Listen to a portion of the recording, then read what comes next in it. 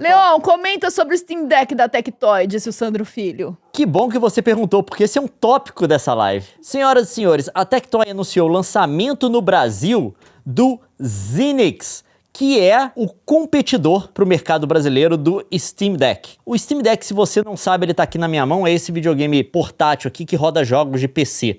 Na verdade, você tem vários videogames agora nessa categoria aqui, você tem o ROG Ally, você tem vários outros também, né? Que estão fazendo esse tipo de coisa aqui. É um computador portátil, só que vem com controles ligados nele, porque ele é feito para jogar videogame. E essa daqui é a solução que a Tectoy anunciou para o Brasil, que é o Zynix Pro, ele vai vir em duas versões, e o Zynix Lite. Tá aqui a foto dele, ele vai rodar jogos de PC, e a gente tem aqui a ficha técnica dele. O Pro, que é o principal e mais caro, vai vir com um processador Ryzen 6800U, 16 GB de RAM, 512 GB de SSD, e a gente tem também um Lite, que vai vir com o processador Athlon 350E. Eu vou ser muito sincero pra vocês aqui, se você quiser jogar jogo de fato mais pesado, jogo AAA e coisa do tipo, só vai rodar no Pro. O Lite vai ser para jogos indie e jogos bem antigos. Talvez até um Skyrim rode nesse, mas eu não tenho certeza. Então aqui tá as fotos dele aqui, mas teve uma polêmica muito grande, eu vou dizer pra vocês o porquê. A Tectoy meio que deu a entender que essa é uma solução, um videogame que eles desenvolveram para lançar no Brasil. E você pode ver aqui que tem até a marca da Tectoy, tá, gente? Ó, ele tem aqui o nome da Tectoy e tal. Um adesivo, né? É um adesivo. E tem também um logo dele atrás. Ele tem um logozinho. É estranho quando eu vejo dois logos num dispositivo, mas a escolha de design é deles, não é minha. A grande polêmica foi o seguinte, porque, na verdade, esse não é um dispositivo totalmente original, tá? A Tectoy anunciou como se ele fosse original, mas, na verdade... Original brasileiro feito no Brasil. É, como se eles tivessem desenvolvidos, tá? Eu não sei se eles deixaram entender isso, porque eu não vi todos os anúncios, mas é isso que muita gente entendeu. Porém, a gente tem esse dispositivo aqui que foi lançado por uma empresa chinesa chamado AIN, que é um AIN Lock, que, se você olhar,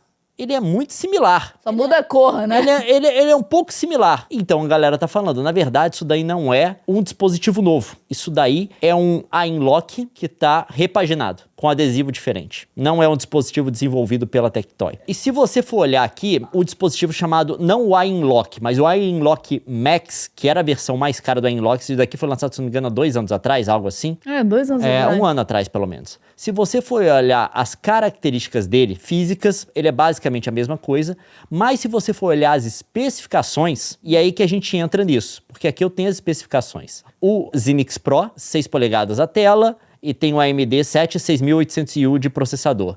Se a gente der uma olhada aqui na configuração do Lock Max... AMD 7, 6000... É basicamente o mesmo processador, tem o mesmo tudo aqui. Inclusive, a tela também é a mesma coisa. E a memória, aqui não diz qual a velocidade da memória, mas 8 GB.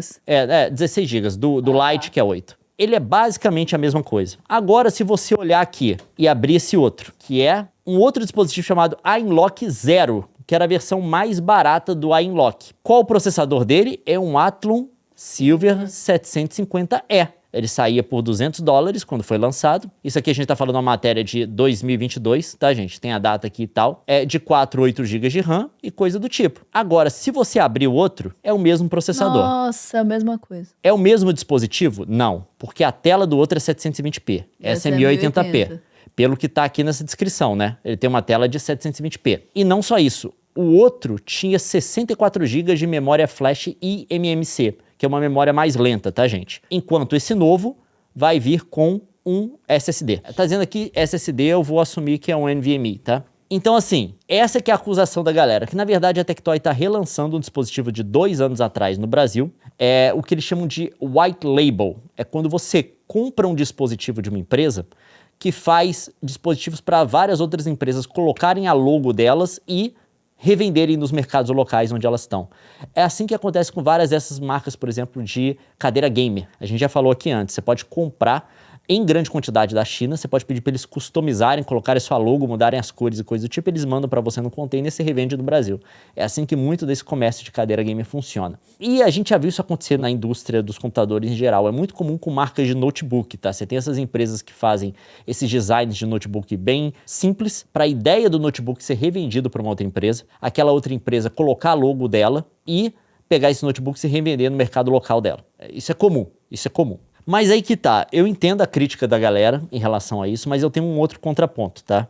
Porque eu não vejo um problema nisso de fato. Porque isso existe em todos os mercados. Isso é muito comum.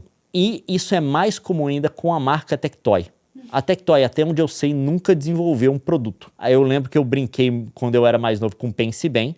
O Pense Bem é um produto licenciado de Hong Kong, se eu não me engano. Eu lembro que teve aquela onda do Ted Ruxpin, você lembra? Do urso que você colocava uma fita cassete e dava play? Sim. Também a Tectoy vendia e era licenciado também, vinha de fora. Não sei nem se o nome licenciamento é o certo, tá, gente? Mas, enfim. Outra coisa também, a Tectoy lançou o Master System no Brasil. A Tectoy não desenvolveu o Master System. Então, assim, gente, ela lançou o Mega Drive, ela não desenvolveu o Mega Drive. Então, isso é um modelo de negócios muito comum. E ela não está pegando, só importando esses dispositivos e revendendo no mercado brasileiro. Tem muitas outras coisas que vão por trás disso. Acontece de empresas estrangeiras, isso acontecia muito no passado, que não tem uma presença física num determinado mercado, fazer uma parceria com uma empresa local para distribuir e até montar os produtos dela nesse mercado, para fazer o produto se tornar viável nesse mercado. A gente sabe que o Brasil, de fato, tem um custo muito alto e é comum essas empresas estrangeiras fazerem essas parcerias. Aproveitarem, né? A estrutura que já existe. Por isso que a SEGA fez a parceria na década de 80 e 90, até hoje, se bobear, porque eles devem lançar Master System até hoje, com a Tectoy para lançar os produtos dela no Brasil. Se eu não me engano, em determinado momento da década de 90, a Nintendo fez uma parceria com a Gradiente, se eu não me engano, para lançar o Super Nintendo no Brasil. Então, assim, isso é muito comum. É que hoje a gente vê essas empresas grandes, multinacionais, com distribuição global. Então a gente vê uma Sony, a gente vê uma Microsoft, coisa do tipo, eles vêm e montam um escritório no Brasil, montam um sistema de distribuição de logística, de assistência técnica, coisa do tipo, eles fazem uma presença no mercado local. Só que isso no Brasil era muito mais incomum há 20, 30 anos atrás. Né? E não é para toda empresa. Com certeza a AIN não tem essa condição ainda. Então o que eles fazem? Fazem uma parceria no mercado brasileiro. O que a Tectoy pode oferecer nessa parceria? Ela pode oferecer primeiro as fábricas dela no Brasil, porque no Brasil, se você trouxer o dispositivo desmontado e montar no Brasil, tem uma série de incentivos fiscais que reduzem o preço dele muito. Ela oferece também a rede de logística dela e distribuição. Os contatos com o varejo que a Tectoy tem. Não só isso, também todo um sistema de serviço de atendimento ao cliente, de assistência técnica e coisa do tipo. Então a Tectoy entra com isso, eles fazem a parceria com essa empresa internacional e eles podem lançar uma versão desse produto internacional no mercado brasileiro, potencialmente mais barata. É um ganha-ganha para a Tectoy e para a empresa estrangeira. Agora, vai ser ganha para o brasileiro? Depende do preço, porque a gente sabe que aqui a gente vai ter duas empresas para derivar lucro. Dessa não só venda. isso, se eles colocarem na loja, você tem um varejista também. Então, assim, a distribuição aí de como vai ser o lucro em cima desse produto é mais complicado do que... Eles ainda não anunciaram o valor? Ainda não. Mas essa coisa do lucro é mais complicado do que a IAN vendendo só na página deles da internet diretamente para o consumidor. Não só isso, tem outra coisa também. Um dos problemas que eu tenho é isso aqui, ó, que é o processador. Tipo assim, o Lite eu só recomendo, tipo assim, se for a única coisa que você puder comprar e se você só quiser jogar jogos indie, tá, gente? Porque, de fato, com 8 GB de RAM, não vai dar pra você aumentar esse RAM. Com um processador dual-core, Vega 3 de gráfico, não vai dar pra rodar muita coisa, tá? É assim, jogo indie, jogo leve, jogo antigo. Agora, com o Pro, ele vem com o Ryzen 7 6800U, que é uma geração já passada, tá?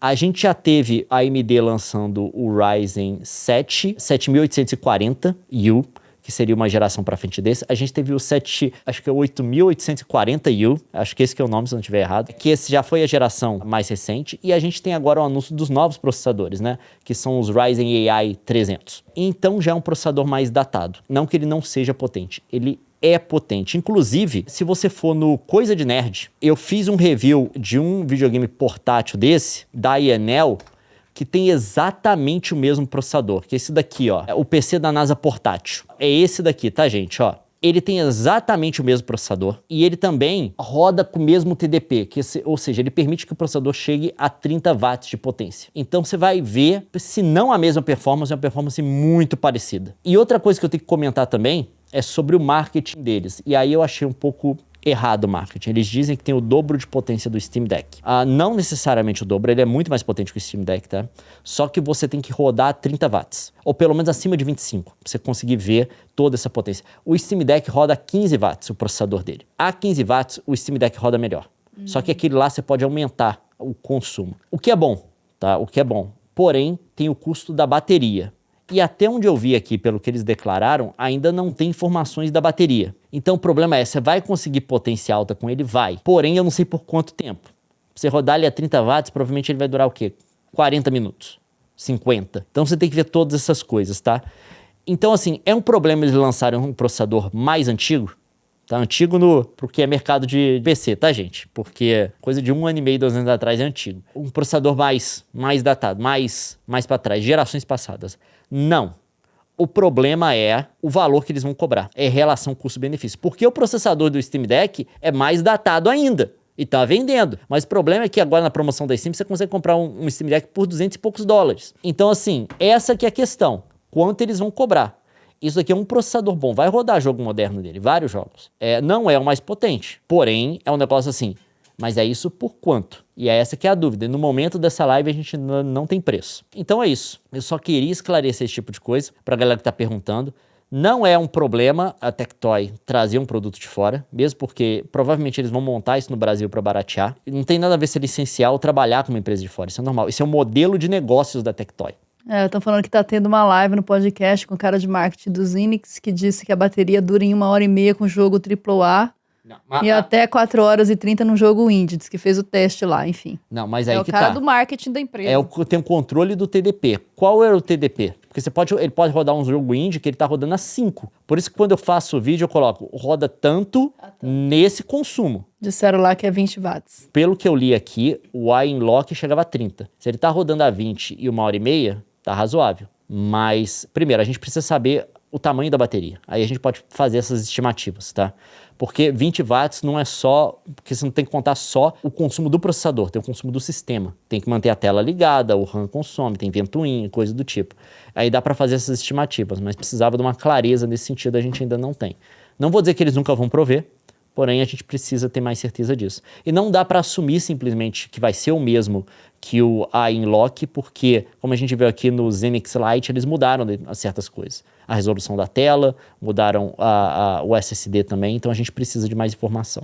Assim, eu fico animado que essas coisas ocorram no Brasil, de fato. Eu faço review dessas coisas, eu gosto muito desses dispositivos e eu gostaria que viesse ao Brasil com um preço bom para a galera ter acesso. Porque atualmente você tem que importar, mas quando você importa, você não tem garantia, não tem assistência técnica, coisa do tipo, é complicadíssimo. Então, se tiver uma estrutura local...